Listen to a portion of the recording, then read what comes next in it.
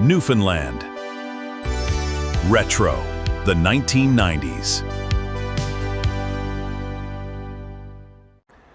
Newfoundland, the poorest province in the Union, a formidable windswept rock standing strong in the North Atlantic, a harsh, bleak, and beautiful island that we wouldn't trade for any other place on Earth. We cling to it like barnacles to a boat, tempting the elements and taunting Ottawa. We wake up to blizzard warnings, flick on the radio and hear that another 1,000 jobs are gone, the Prime Minister hates our guts, and 5 people are missing on the water. And yet we still can be heard singing God Guard Thee Newfoundland like there was no tomorrow. And why? Because we have a sense of humor.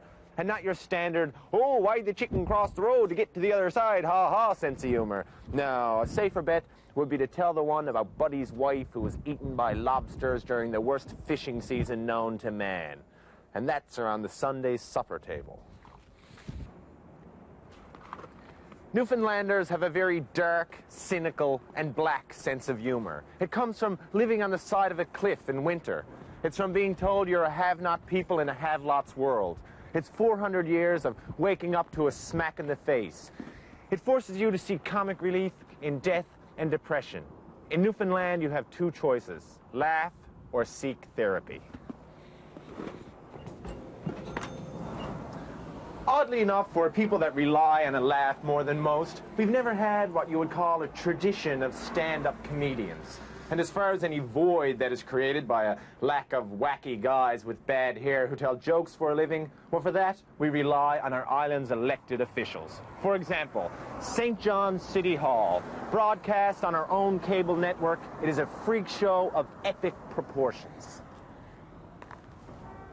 Every week, viewers from all across the island tune in to this chamber to forget their troubles and be once again amazed as a group of legislative sookie babies whine, debate, and snivel over such pressing issues as, should there be beer in the stands at the stadium? All the while carefully avoiding any chance at upsetting the substance abuser vote. And aside from these highly paid politician-cum-comedians, we've also had a long and colorful history of storytellers. Everyone's grandfather, my own included, could be counted on to make us laugh, cry, and have nightmares for weeks, as he could regale us with stories of fishing disasters, sealing disasters, shipping disasters, and when the Yanks were here during the war. Oh yeah, Newfoundlanders are always up for and good for a laugh. But be warned, what we don't like is the Newfie joke. There's more than one story about the guy from away who was having the time of his life in a Newfoundland pub, only to wake up the next day with 2 black eyes and a mild concussion, mumbling about the very last thing he can remember saying. Did ya hear the one about the 2 Newfies who? Bang, lights out. For News Magazine, I'm Rick Mercer.